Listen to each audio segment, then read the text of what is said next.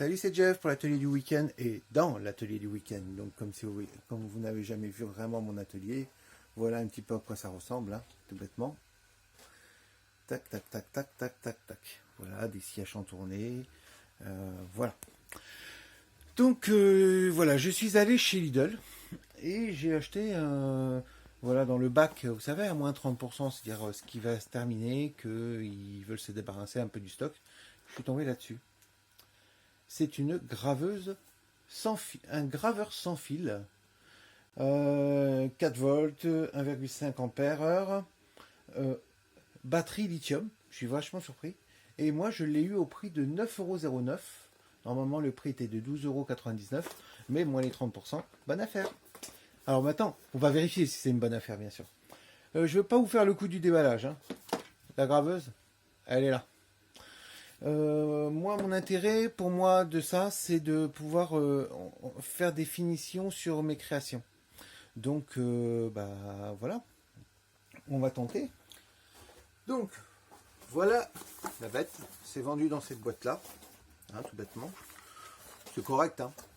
Il y a un chargeur, un fil en USB. Je crois que c'est du type C, ça. C'est large, donc ça va être du type C. Je suis surpris, hein, de trouver du type C sur ce genre d'engin. Bon, pourquoi pas. À savoir que moi, je viens justement de passer niveau portable, type C. Il y a ces petites plaques. Là, vous voyez, c'est pour faire de la gravure un peu sympa. Bon, j'ai vu qu'il y avait toutes les lettres de l'alphabet, les chiffres. Voilà. Hein. On va les tester. Hein. La petite notice. Là, voilà. Et dessus, il y avait un petit capot de protection, un goupillon de protection, voilà, qui était là-dessus, que moi je remets quand j'ai terminé, et puis point barre. Voilà. L'objet a l'air plutôt... C'est lourd. Moi je trouve ça lourd pour une utilisation en graveuse. Il y a 3 vitesses apparemment.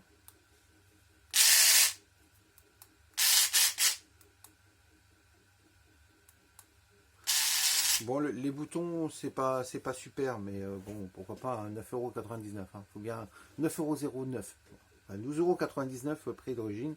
Donc là-dessus, bon, faut pas non plus mégoter de trop. Hein. Donc voilà. Bon, voilà moi le genre de choses sur lesquelles je suis amené à travailler. Donc ça, c'est de la chute. Hein. Donc je teste pas sur des choses prêtes à partir. C'est de la chute. Vous voyez un petit Harley Davidson là gravé à la graveuse laser. Bon bah il a mal terminé. Alors moi, pourquoi je destine ça? Ça serait pour faire ressortir encore plus, parce que là c'est déjà il y a déjà à peu près un demi-millimètre de profondeur entre l'écriture noire et l'écriture claire. Et je voudrais amplifier ça et aller au moins jusqu'au millimètre. Donc on va y tenter, on va voir ce que ça donne.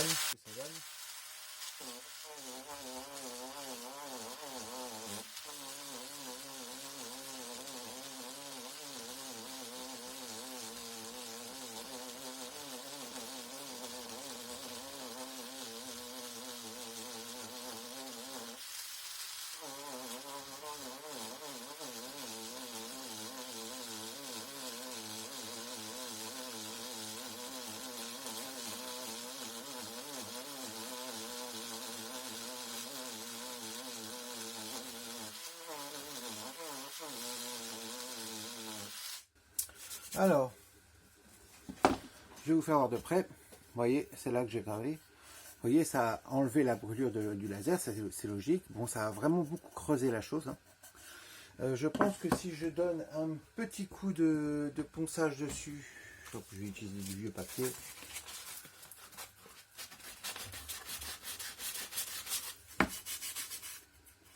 Ouais, bon, ça marche là-dessus, il n'y a pas de souci. Donc sur du pain, c'est validé. C'est efficace.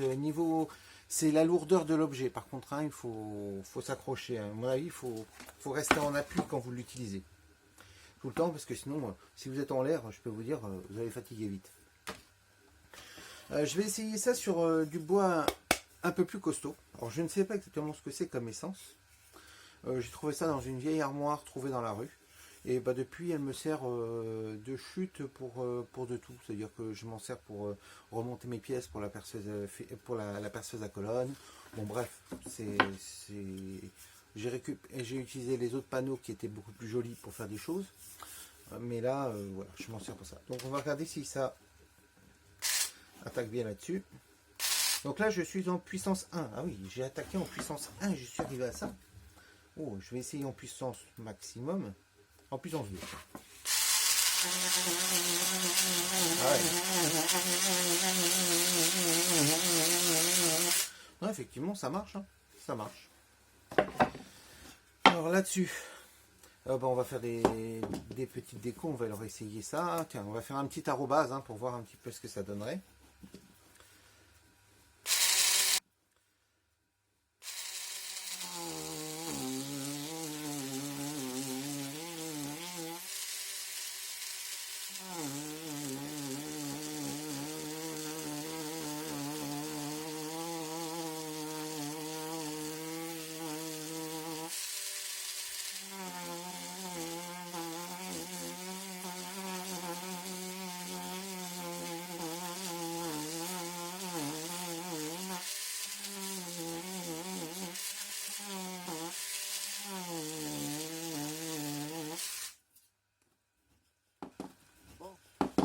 Bon, l'arrobase il est bien. Hein.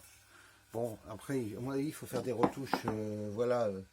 Moi, j'ai un peu bougé. J'avoue, j'ai un peu bougé. À mon avis, pour utiliser ce genre de choses, il y a un trou ici. Je pense qu'il faudrait percer un deuxième trou et peut-être où le scotch est fort. Ou bah, si vous avez les moyens de fixer la plaque, c'est encore mieux. Mais parce que la tenir comme ça, je vais tenter là, un petit piece and love. Hein, voilà. Alors, hop, je me passe un peu mieux comme ça.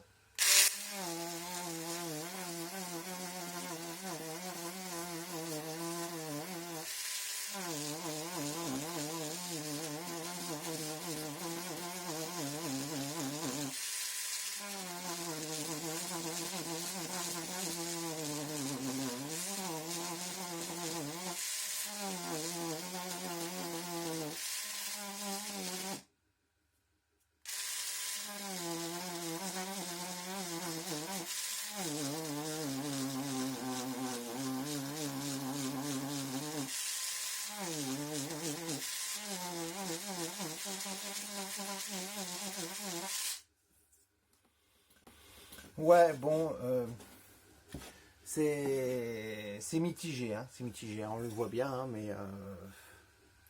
c'est très mitigé comme machin. Bon, bah, je sais pas trop. Du CP qui a été teinté par moi-même, hein, mais juste une petite couche, c'est-à-dire que si je grave là-dessus, ça va très vite passer à la couleur d'origine. Donc normalement, ça devrait bien se voir. C'est un fail. Hein, j'avais essayé de graver ça et puis bah, ça n'a pas donné, ça ressort pas assez. C'est joli, mais ça ressort pas assez. Alors, on va essayer de renforcer le Ford pour voir.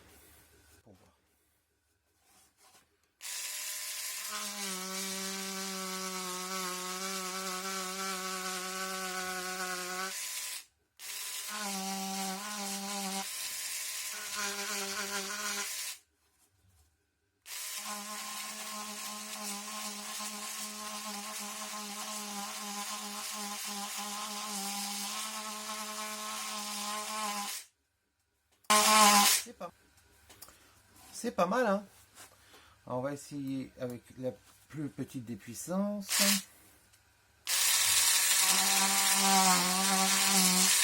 La plus petite des puissances, ça vaut pas le coup. Et à puissance maxi.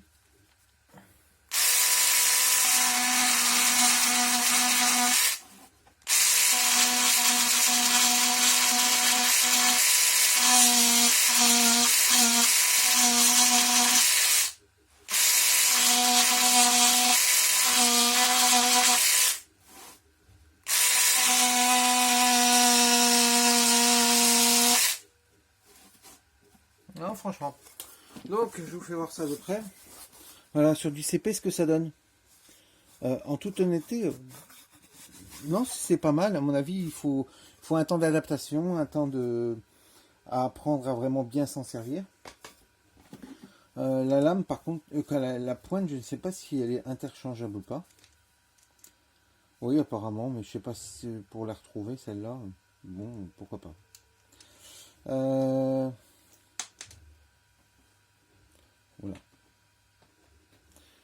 On va passer ça là-dessus. Je pense que ça va. Comme ça. Parkside, le PAGG4A1. Bon, c'est validé. Franchement, ça vaut le coup. Ça va pas vous faire des miracles, mais ça vaut le coup quand même. Bon, leur truc d'affichage, peut-être sur cette matière-là, ça ira peut-être mieux. On va essayer de rajouter un petit hop, on voit.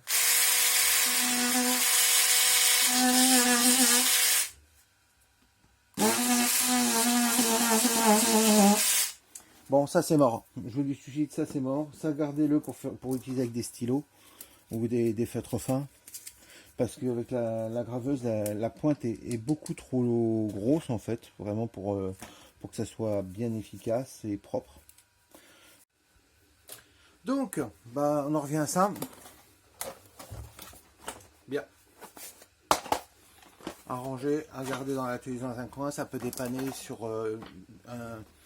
pour faire une reprise, pour corriger des petits dégâts. Ça sert toujours d'avoir ça. Mais pas pour les enfants. Trop lourd. En autre matériel de chez Parkside, par contre, que je recommande, c'est cette chose. C'est la visseuse. Celle-là, elle est vraiment top. On-off, marche avant, marche arrière. Il n'y a pas besoin de demander quoi que ce soit de plus. Moi, je l'utilise uniquement dans cette